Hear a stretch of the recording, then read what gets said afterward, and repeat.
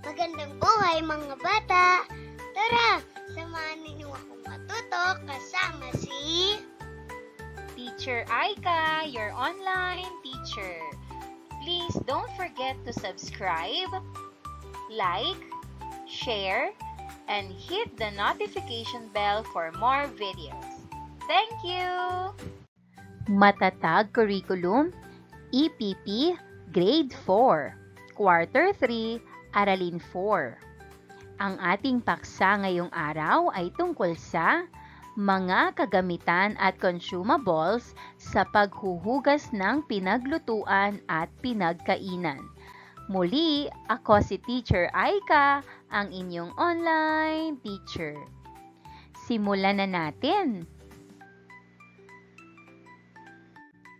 Mga kasanayan at layunin. Natutukoy ang mga kagamitan at consumables sa paghuhugas ng pinaglutuan at pinagkainan. Naisasagawa ang mga hakbang paghuhugas ng pinaglutuan at pinagkainan ng may pag-iingat.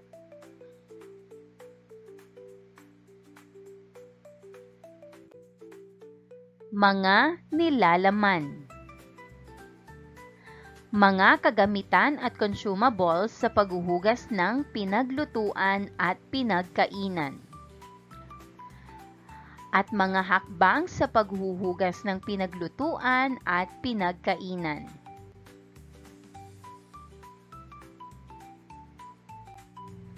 Magkaroon muna tayo ng maikling balik-aral. Ipakita ang larawan ng kaldero at rice cooker. Itanong sa mga mag-aaral ang pagkakaiba nito sa isa't isa.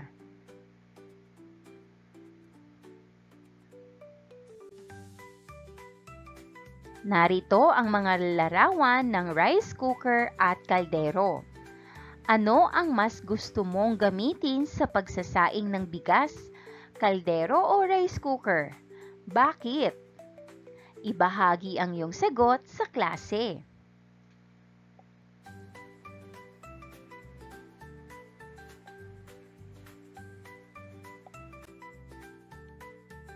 Panghikayat na gawain. Tingnang mabuti ang mga larawan na ipapakita ng guro. Sikaping sagutin ang mga tanong na ibibigay.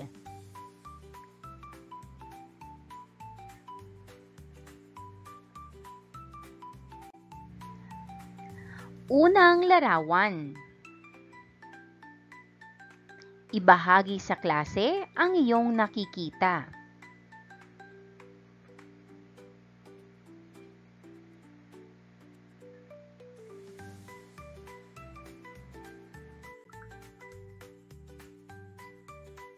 Ikalawang larawan.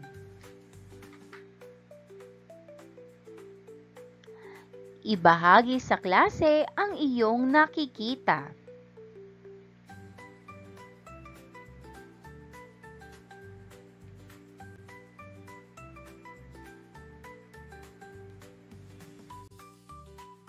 Ikatlong larawan.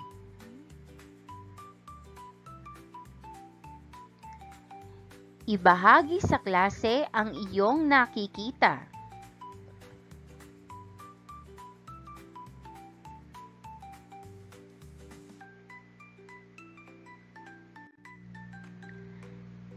Ikaapat na larawan. Ano ang masasabi mo sa larawan?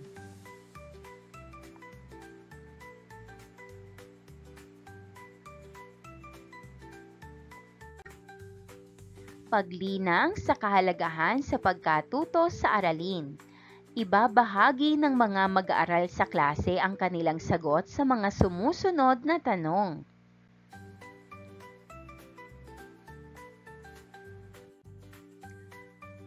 A. Ano-ano ang mga ipinapakita sa mga larawan?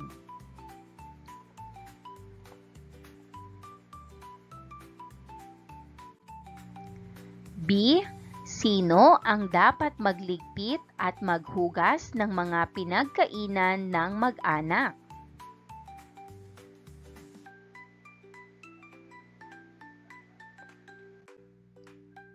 C. Bakit dapat iligpit at hugasan kaagad ang mga pinagkainan pagkatapos kumain?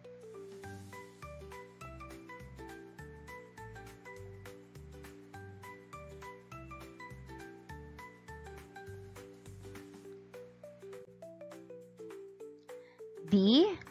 Bakit mahalagang magtulungan ang lahat sa pagliligpit at paghuhugas ng mga pinagkainan?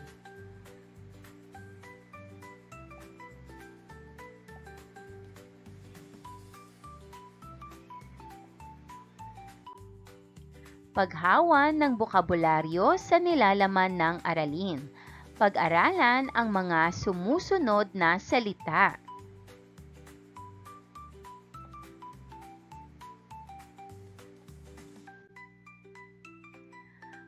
Pag-aayos. Ang proseso ng paggawa o pag-aalaga ng mga bagay upang maging maayos at organisado.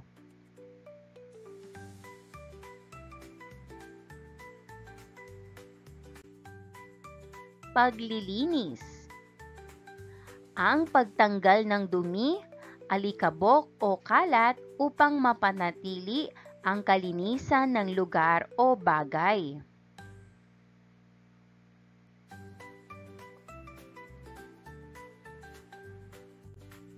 Kutsara. Isang gamit pangkain na may bilog o hugis oval na dulo. Ginagamit para sa pagsubo ng pagkain o paghigop ng sabaw.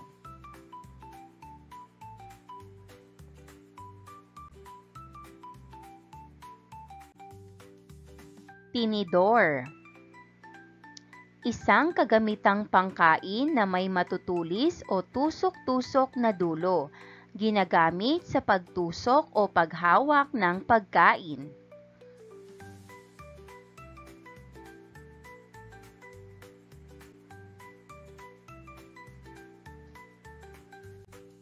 Nauubos.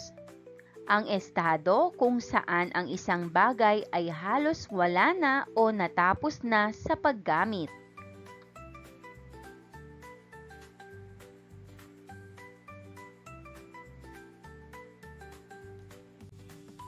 Mga gamit. Mga bagay o kasangkapan na ginagamit para sa partikular na layunin o gawain.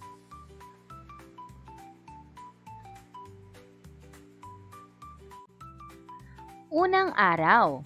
Kaugnay na paksa bilang isa. Mga kagamitan at consumables sa paghuhugas ng pinaglutuan at pinagkainan.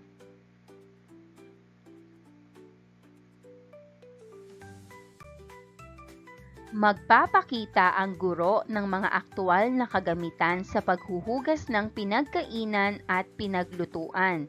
Ibibigay ng mga bata ang pangalan ng bawat gamit.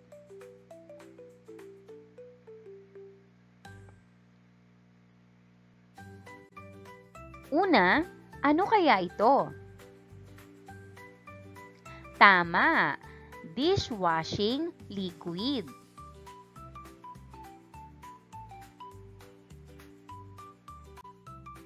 Ikalawa. Ano ito mga bata? Tama, dish towel o basahan.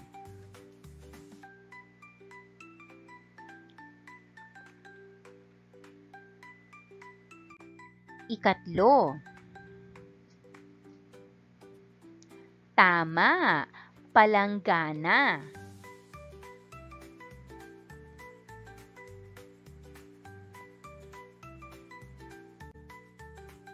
Ikaapat. Ano ito? Tama, dish rack.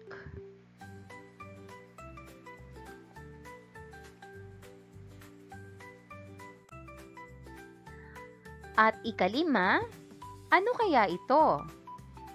Tama, ito ay isang apron.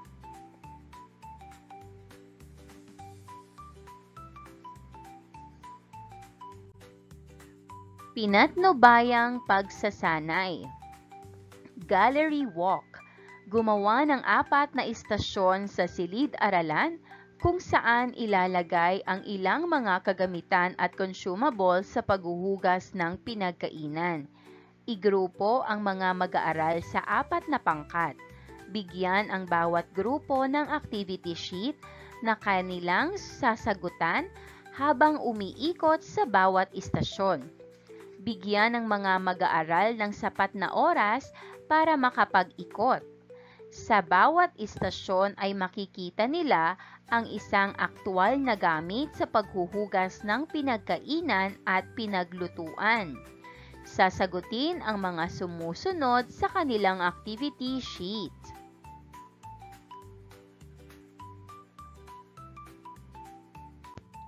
Narito ang mga katanungan.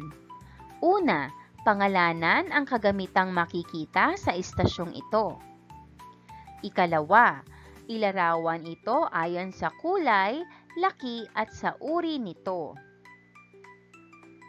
At ikatlo, ibigay ang gamit nito sa paghuhugas ng pinagkainan at pinaglutuan.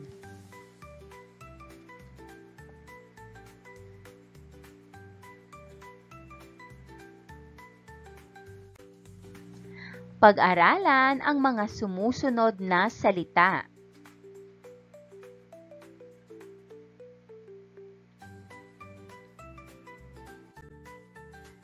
Dishwashing liquid o paste.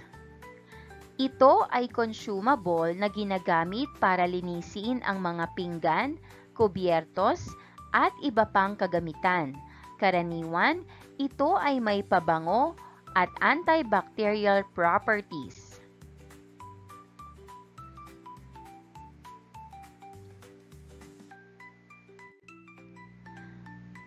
Palanggana. Ito ay ginagamit sa pagbubulto na lalagyan ng mga kasangkapang huhugasan. Maaari rin itong gamitin bilang lalagyan ng tubig panghugas.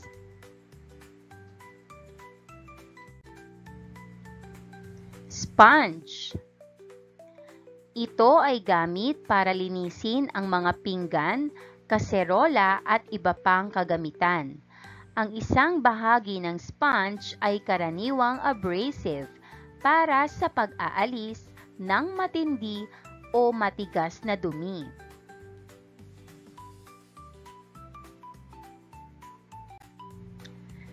Scouring pad. Ito ay ginagamit para linisin ang mga lutuan, kawali at iba pang kagamitang kusina na may matitigas na natirang pagkain o labis na langis.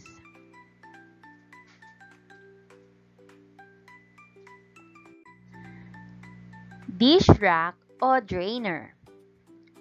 Ito ay ginagamit para itabi o iayos ang mga pinggan, baso at kubyertos pagkatapos hugasan.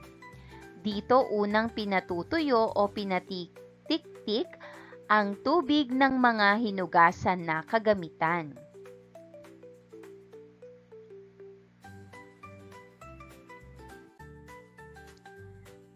Kitchen towels o tuwalya. Ang tuwalya ay ginagamit para patuyuin ang mga kamay, linisin ang lababo o punasan ang mga kagamitan. Maaaring ito ay disposable o washable.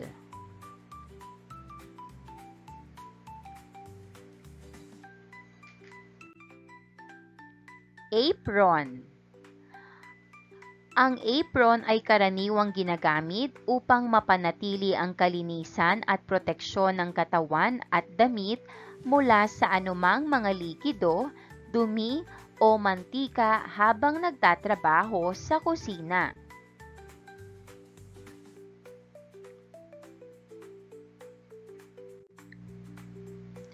Ikalawang araw, paglalapat at pag-uugnay. Pinoy Henyo. Hatiin ang klase sa 3 pangkat. Mamimili ang pangkat ng isang miyembro na siyang uupo sa harap ng pangkat at huhulaan ang salitang nakasulat. sa papel at nakadikit sa kanyang noo.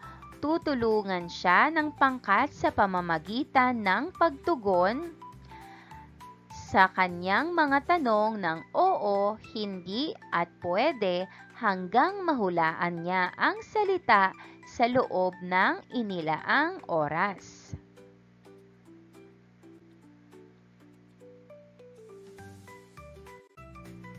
Mga salitang maaaring hulaan na nakasulat sa papel na may kaugnayan sa aralin. Tuwalya, sponge, palanggana, nagpupunas, nagkukuskos, nagbabanlaw, dishwashing liquid, lababo, apron, dish rack.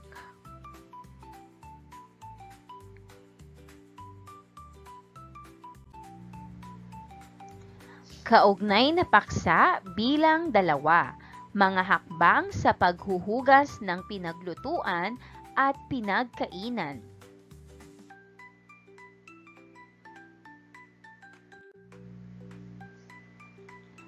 Pagproseso ng pag-unawa. Pag-ugnayin. Iuugnay ng mga mag-aaral ang mga pangungusap sa tamang larawan. Isusulat ng mga mag-aaral ang titik ng larawan sa kaugnay nitong pangungusap.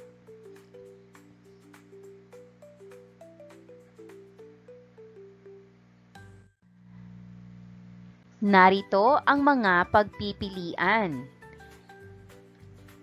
A to H.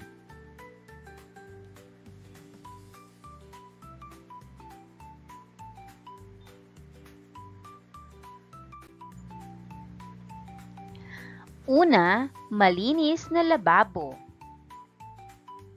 Ang sagot, letter G. Ikalawa, binabanlawang pinggan. Ang sagot, letter D. Ikatlo, inaalis ang mga tirang pagkain. Ang sagot, letter F. Ikaapat, ang mga kagamitan sa pagkain ay nasa patuyuan. Ang sagot, letter A.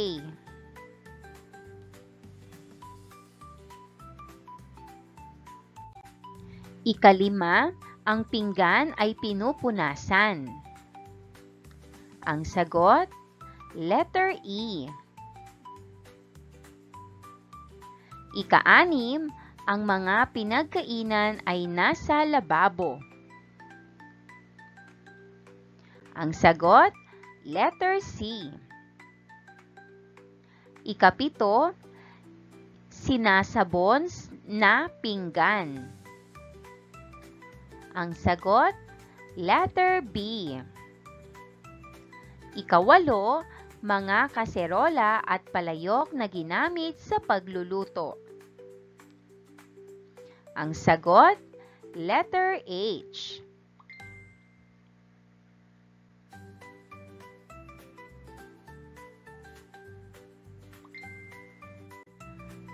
Pinatnubayang pagsasanay. Manood at matuto.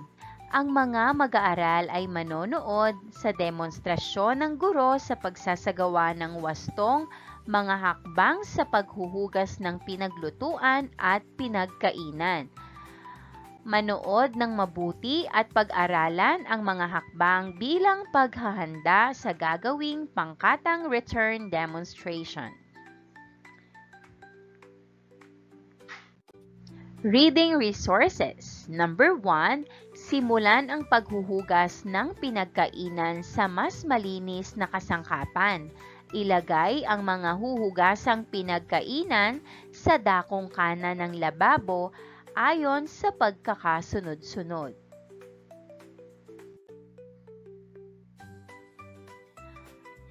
A. Baso o glassware. B. Kubyertos o silverware. C. Plato o chinaware. D. Sandok at syansi. E. Kaldero, kaserola, kawali at iba pa.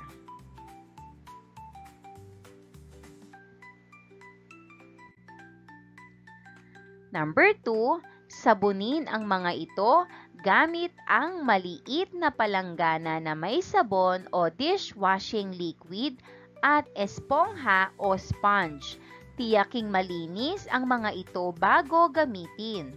Sundin ang pagkakasunod-sunod sa pagsasabon.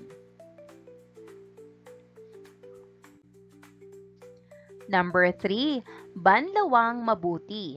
Kuskusin ang mga binabanlawan upang maalis ang dumikit na sabon o panghugas at maalis ang amoy.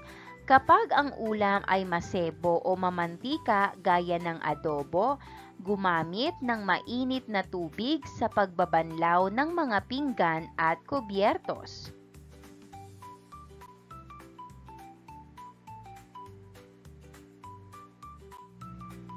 Number 4, ilagay sa dish rack at pabayaang tumulo ang tubig. Number 5, patuyuin ang mga ito gamit ang malinis na pamunas. Number 6, ang mga baso ay hindi pinupunasan upang hindi lumabo. Number 7, iligpit o ilagay ang mga ito sa dapat kalagyan. Pagkatapos hugasan at patuyuin ang lahat ng pinagkainan at pinaglutuan. Number 8, tiyakin na ang mga lalagyan ay malinis at walang amoy bago iligpit ang mga kasangkapang ginamit. Sa ganitong paraan, hindi ito pupuntahan ng ipis o daga. Number 9, ilagay sa bandang unahan o sa lugar na madaling makuha ang mga kasangkapang karaniwang ginagamit.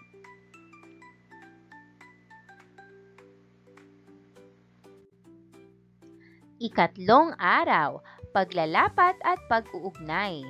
Kayo naman, papangkatin ang mga mag-aaral at sila ay magsasagawa ng return demonstration sa paghuhugas ng pinaglutuan at pinagkainan.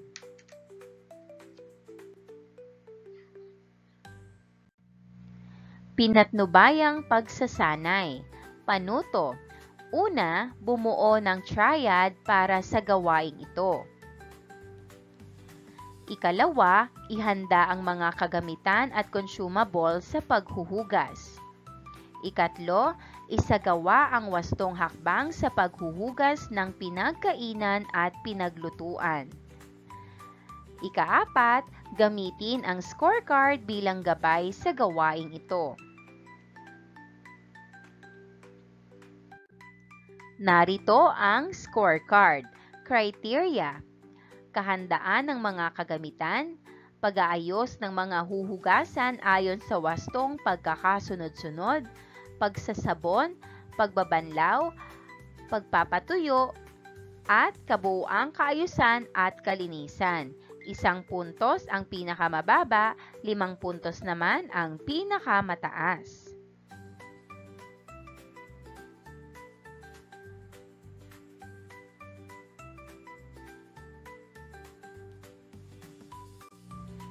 Ika-4 na araw, pabaong pagkatuto.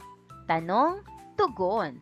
Sagutin ng mga mag-aaral ang mga sumusunod na tanong. A. Anong kagamitan ang dapat unang huhugasan? Pangalawa, pangatlo at iba pa. B. Bakit kailangang sundin ang ganitong pagkakasunod-sunod? C. Pagkatapos mahugasan ang lahat ng pinagkainan at pinaglutuan, ano na ang inyong gagawin? At D. Ano ang kabutihang dulot ng kalinisan at kaayusan sa kusina?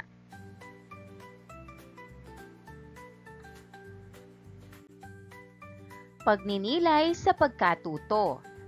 Bilang pagsasabuhay sa natutunan sa araling ito, sabihin sa iyong nanay, tatay, lola, lolo o kasama sa bahay na gusto mong magpatalaga na maghuhugas at magliligpit ng pinagkainan tuwing agahan, tanghalian, hapunan. Pumili ng isa sa schedule na gusto o akma sa iyo. Papirmahan sa magulang ang kasunduan sa loob ng 1 linggo.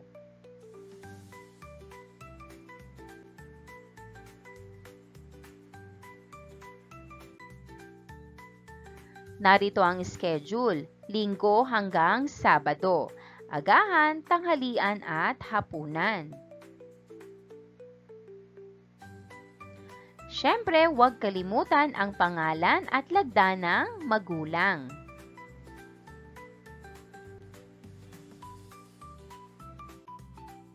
Sagutin, ano ang iyong naging damdamin sa pagsasagawa ng gawaing ito? Ipaliwanag.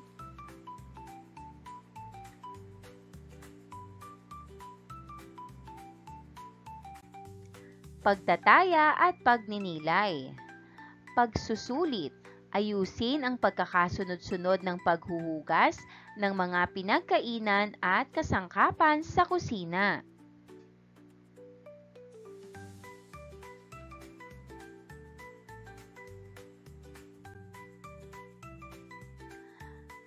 A. Isulat ang bilang 1 hanggang 5 sapat lang ayon sa pagkakasunod-sunod ng paghuhugas.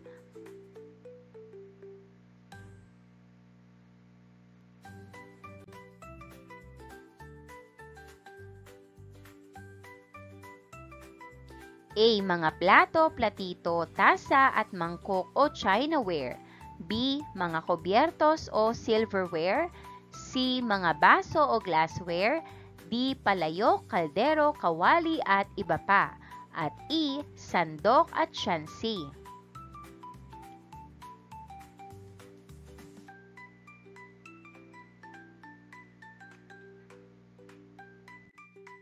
Narito ang mga kasagutan. Una ay C. Mga baso o glassware. Ikalawa ay B. Mga kubyertos o silverware. Ikatlo ay A. Mga plato, platito, tasa at mangkok o chinaware. Ikaapat, sandok at syansi. At ikalima, palayok, kaldero, kawali at iba pa.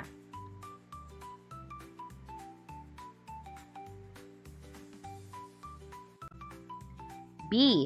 Isulat ang bilang 1 hanggang 5. Sapat lang ayon sa paghuhugas ng mga kasangkapan. A. Banlawang mabuti. B. Patuyuin sa pamamagitan ng malinis na basahan. C. Sabunin ang mga kasangkapan. D. Ilagay sa patuyuan at hayaang tumulo ang tubig. E. Ilagay ang mga huhugasan sa kanang bahagi ng lababo.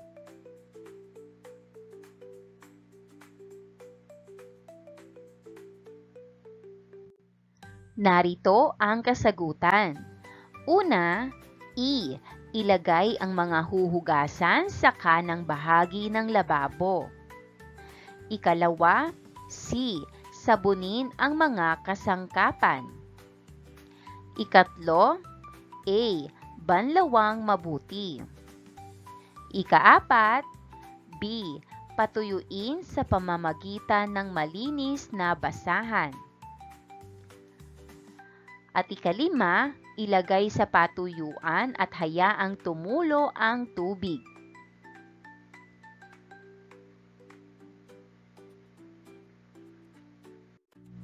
Gawaing pantahanan o takdang aralin. Sagutin ang mga tanong. Una, bakit inuunang hugasan ang mga baso, tasa at kutsara? Ikalawa, Paano ang wastong paraan ng paghuhugas at pagliligpit ng pinagkainan? Ikatlo, ano ang dapat tandaan sa paghuhugas at pagliligpit ng pinagkainan?